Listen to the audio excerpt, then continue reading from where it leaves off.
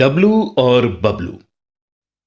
एक गांव में दो बहुत अतरंगी दोस्त थे, बबलू और डब्लू। बबलू एक नौकरी के सिलसिले में एक दूसरे गांव में कुछ महीनों के लिए गया था। डब्लू भी बबलू के साथ रहने चला गया। डब्लू के रहने से बबलू का वक्त कट जाता था और उसकी कुछ मदद भी हो जाती थी। बबलू बहुत ही बुद्धिमान था, पर डब्लू मूर्ख और बुद्धू था। दोनों बचपन के दोस्त थे, इसीलिए दोनों में बड़ा प्यार था। बबलू हर हफ्ते एक दिन के लिए घर जाता था परिवार से मिलने।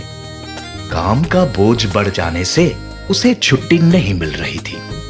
तब उसने डब्लू को घर पर हलचल जानने के लिए भेजना शुरू कर दिया। एक दिन बबलू डब्लू को अपने घर भेजता है। लौटते समय बबलू की माँ बबलू के लिए तालाब की मच्छी दे देती है। बेटा, ये मछली है हमारे तालाब की, बबलू को देना। तुम दोनों इसे पका कर खाना, बहुत स्वादिष्ट है। जी काकी जी, जरूर। प्रणाम।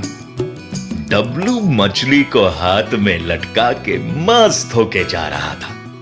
इधर रास्ते के कुत्ते आकर उस लटकाई हुई मच्छी को नोच नोच के खा गया। जब तक वो बबलू के पास पहुंचा, मछली का सर और एक बड़ा कांटा बचा हुआ था। अरे तू आ गया, माँ ने कुछ भेजा क्या? हाँ, माँ ने तालाब की स्वादिष्ट मछली भेजी। अरे ये क्या, ये तो सिर्फ कांटे बचे हैं। मछली इस तरह लटका के क्यों लाया? जरूर कुत्ते और बिल्ली खा गए होंगे। अगली बार टोकरी में डाल के सर पे रख के लाना। अच्छा ठीक है, याद रखूंगा। अगले हफ्ते फिर डब्लू बबलू के घर जाता है। इस बार बबलू की माँ उसे कुरमुरे देती है। डब्लू को बबलू की पिछली बात याद आई, तो उसने कुरमुरे एक टोकरी में डाले और सर पे उठा के जा रहा था। तब पक्षी सारे कुरमुरे खा जाते हैं। क्या लाया आज घर से? कुरमुरे। अरे ये क्या, कोई कुरमुरा इस तरह टोकरी में लाता है क्या? सारे पक्षी इसे खा गए होंगे। तू इतना बुद्धू है। लेकिन तूने ही तो बोला था पिछली बार कि अब से टोकरी में लाना। अरे बुद्धूराम, मैंने तो वो मछली के लिए बोला था।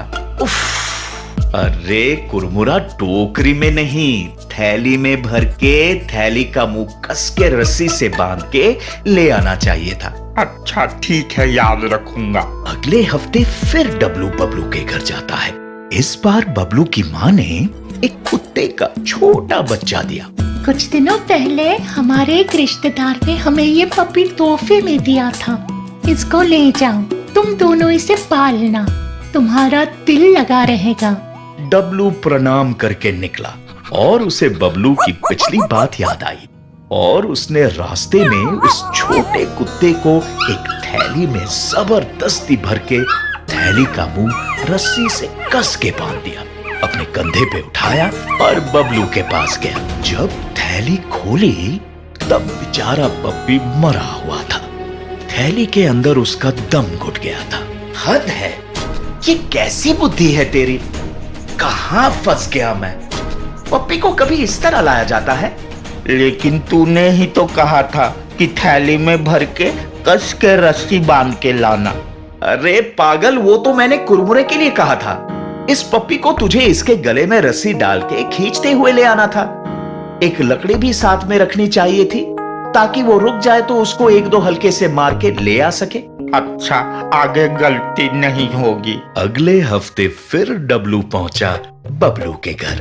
बेटा, इस बार तो कुछ चीजें नहीं भेज रही हूँ। छोटू की स्कूल की छुट्टियाँ शुरू हो गई हैं, उसे ले जा साथ। बबलू अपने छोटे भाई से बहुत प्यार करता है, देखेगा तो खुशी से फूले नहीं समाएगा।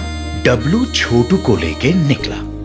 जाते जाते उसे बबलू की पिछले हफ्ते की बात याद आई।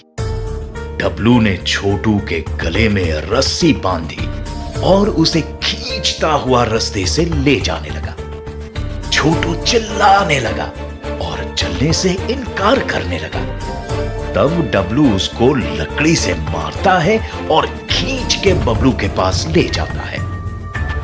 दरवाजा खोल के छोटू को इस हालत में देखकर बबलू का पारा चढ़ गया। छोटू ने रोते हुए सब बताया। ये क्या किया तूने? मेरे भाई का क्या हाल बना दिया? अरे तू तो हर बात पे मुझे ही डांट देता है। मैंने तो वही किया जैसे तूने कहा था। तूने कहा कि गले में रस्सी बांध के खींचते हुए लाना चाहिए और ना माने तो डंडे से पीटना चाहिए। हे भगवान, वो तो मैंने पप्पी के लिए कहा था। तूने तो हद कर दी। मुझे पता नहीं था कोई इतना बेवकूफ भी हो सकता है। जा, आज के बाद तुझे मैं कोई महत्वपूर्ण काम के लिए नहीं बोलूंगा। तूने हर बार मेरा नुकसान ही किया तेरी बेवकूफी से। एक मूर्ख दोस्त से एक चालाक दुश्मन बेहतर होता है। बेवकूफ दोस्त के ऊपर भरोसा करके कोई महत्वपूर्ण काम नहीं सौंपना चाहिए। इससे सिर्फ नुकसान होता है।